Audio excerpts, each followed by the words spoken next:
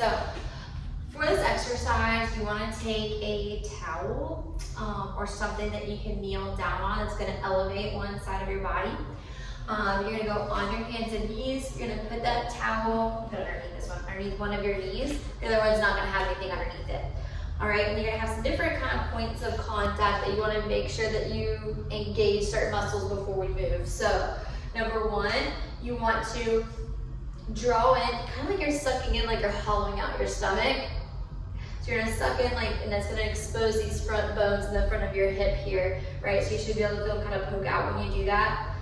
And you're not gonna keep that as it is, right? So if you notice when I do that, my back doesn't flatten out, I still have a little arch in my back. So I'm not creating like a tabletop. I'm keeping a natural curve in my spine. I'm just engaging my abdominals around that curve in my spine.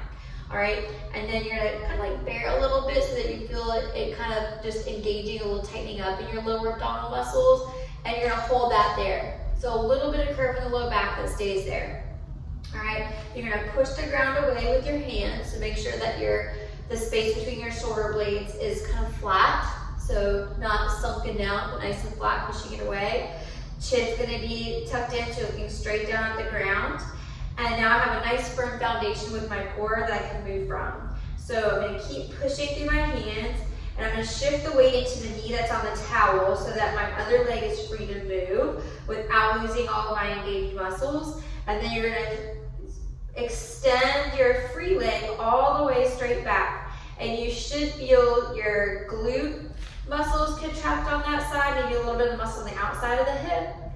You're gonna keep those toes pointed towards the floor. That way you're not opening up your hip and twisting your spine.